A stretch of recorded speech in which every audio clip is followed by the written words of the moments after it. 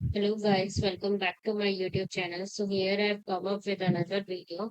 In this video, I'm going to discuss about logistic regression. Okay, so let me first remove all this.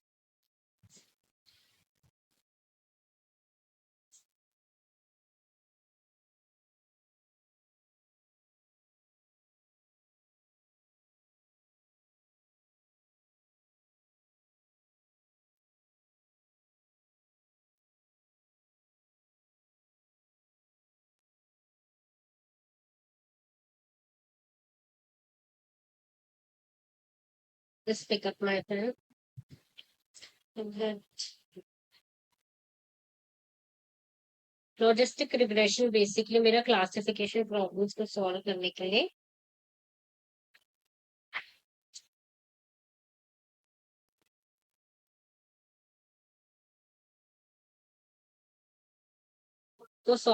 लिए use होता है. So for example, we have study hours and result count. It's a study hours is X since it is the independent variable and result is y equation. 4 is pass. Okay. And if the study hours are 2, then it is fail. And if it is 0, and then it is fail. Then it is, and if it is 1, then it is fail. If it is 2.5, then it is pass. ठीक है. तो मतलब basically हम लोग पास को मान लेते हैं 1 एंड फेल को मान लेते हैं 0. सो इसके हिसाब से हम ऐसे ग्राफ प्लॉट करेंगे. तो एक्स एक्सिस का आएगा 1, 2, 3 and then 4 and Y axis पे 0 एंड 1 यानी कि पास और फेल. अगर 4 घंटे पढ़ा तो पास हो गया, तो यहाँ पे आ जाएगा. अगर 2 घंटे पढ़ा तो फेल हो गया, तो यहाँ पे आ गया एक्शन पॉइंट. 0 पे भी फेल हो गया, तो 1 पे भी फेल हो गया, और 2.5 पे पास. ठीक है. तो मेरे इस तरीके से पॉइंट्स आए.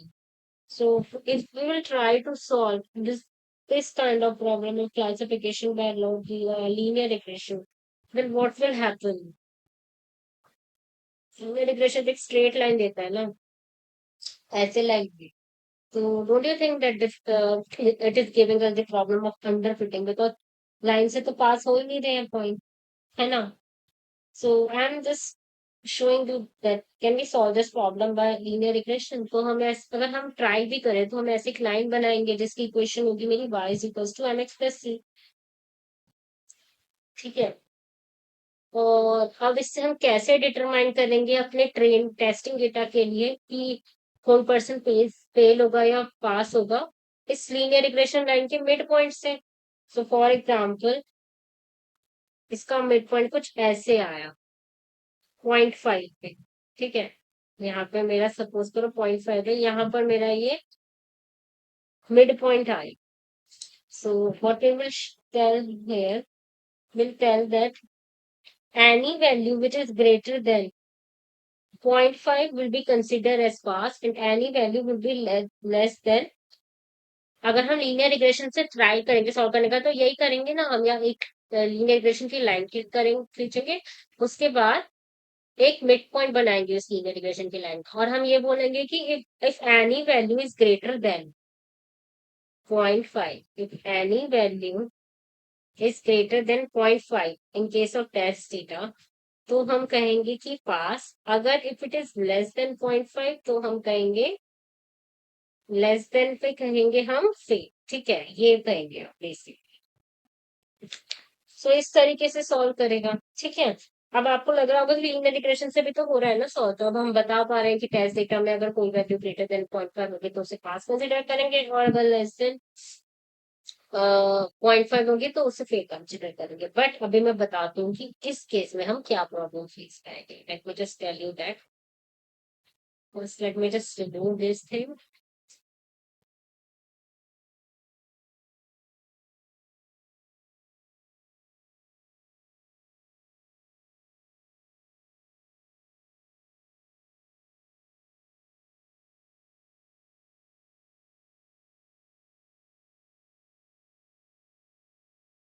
होगा क्या इस केस में, हम पहली प्रॉब्लम तो फेस करेंगे आउटलायर्स, इसकी आउटलायर्स की प्रॉब्लम फेस करेंगे।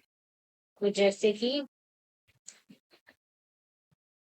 लेट्स सपोज मेरे पास एक पॉइंट है जो कि बहुत दूर है, फॉर एग्जांपल यहाँ पर आउटलायर यही तो होता है ना। तो इस केस में क्या होगा, इस केस में अगर मेरी वैल्यू यहाँ पर आ रही है, so let's say we have a this outlier. So when we are solving this by the linear regression, then our best fit line will also see, and then उसके wrong होने से result भी wrong आ सकते हैं। अभी दिखाती हूँ। जैसे अब मेरा आउटलायर यहाँ आ गया, तो अब मेरी बेस्ट फिट लाइन ये आएगी ना, कुछ ऐसे आएगी। ठीक है, थोड़ा स्ट्रेट कर देना उससे। अब इस केस में क्या होगा, इस केस में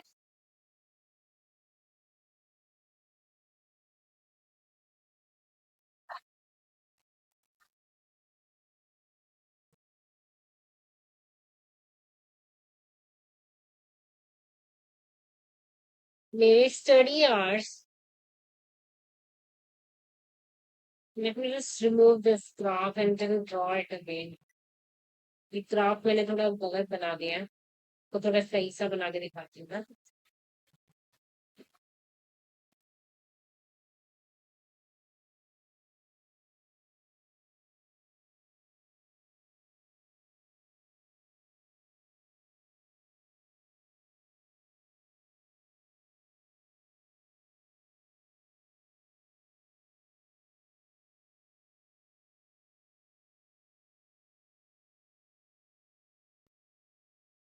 स्टडी आवर्स 4 है तो 1 यानी कि 5। स्टडी आवर 2 है तो फेल। स्टडी आवर्स मेरे 0 है तो भी फेल, और स्टडी आवर मेरे 1 है तो भी फेल, 2.5 है तो भी फेल। ठीक है।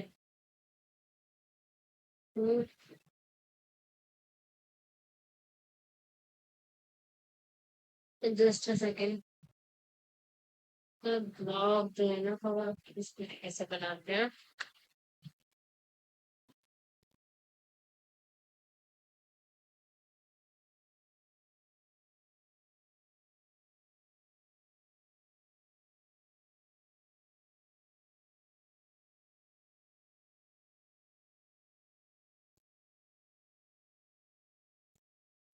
इस तरीके से मतलब मेरे पॉइंट्स आ रहे हैं, ठीक है ऐसे। ये आ रहा है मेरा यहाँ पे 1 आ रहा है बेसिक, ये 0 है ये 1 है। ठीक है, इसका मिड पॉइंट जो है यहाँ पे आया 0.5। ठीक है, अगर हमने इसको लीनियर रिग्रेशन से सॉल्व किया तो मैंने वही बताया था, ये आया। सो लेट्स सपोज यहाँ पे मेरा आउटलायर आ गया है, तो मेरी लीनियर रिग्रेशन की लाइन क्या बनेगी, कुछ ऐसे जाके बनेगी।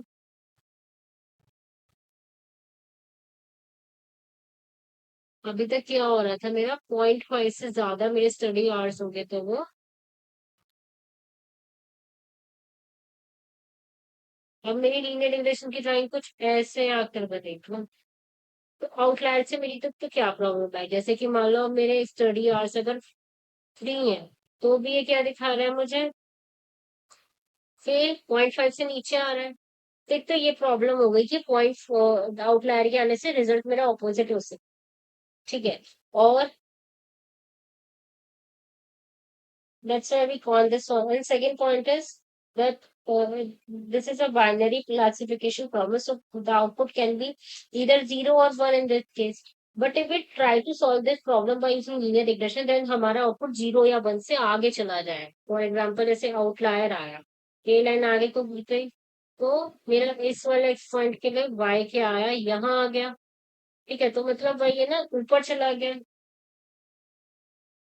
तो मतलब आउटलायर मेरा इसमें मेरा y जो है ग्रेटर देन 1 या फिर लेस देन 0 भी आ सकता। तो ये प्रॉब्लम हो गया कि बाइनरी क्लासिफिकेशन की प्रॉब्लम को सॉल्व करता है, तो दो ही आउटपुट देगा, 0 या 1। बट इस केस में बट इस केस में ग्रेटर देन 1 लेस देन 0 आ सकता है। और फर्स्ट प्रॉब्लम क्या थी, आउटलायर की। सेकेंड प्रॉब्लम जो है ये। तो इस वजह से हमारा लीनियर रिग्रेशन पिक्चर में आ रहा है। ठीक है, अब लीनियर रिग्रेशन क्या करता है?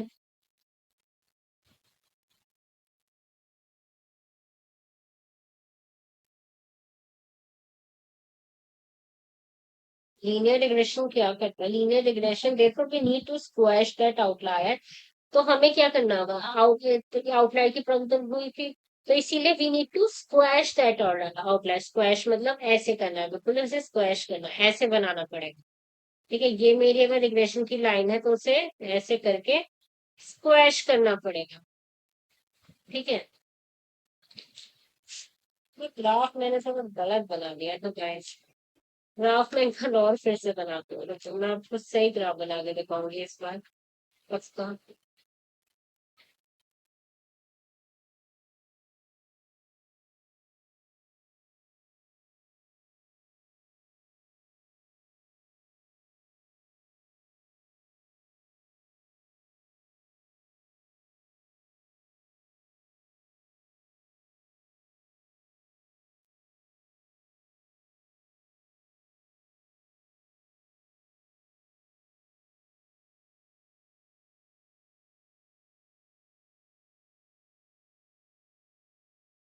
जैसे कि इसमें हमारे थे ना स्टडी आवर्स थे,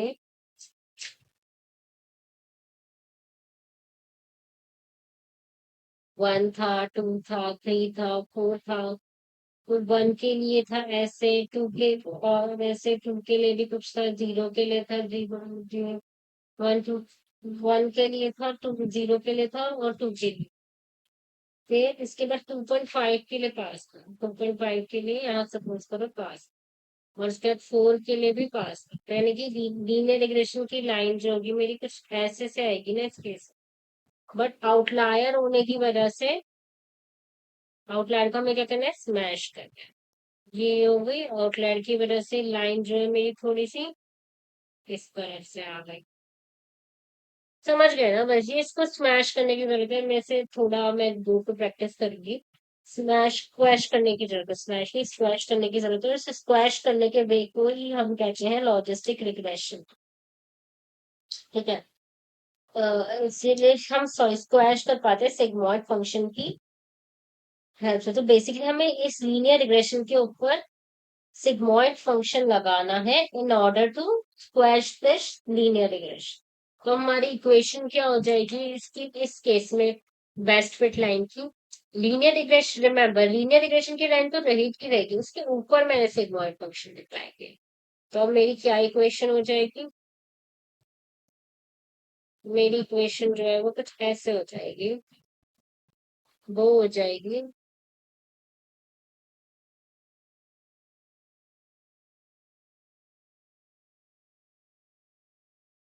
H theta of x is equals to theta zero plus theta one of x. Equation थी, इसके ऊपर मेरा जी, पहले तो मैं बता दूं सिग्मॉइड फंक्शन होता है मेरा जी इस तरीके से होता है, 1 अपॉन में 1 + e⁻⁻n।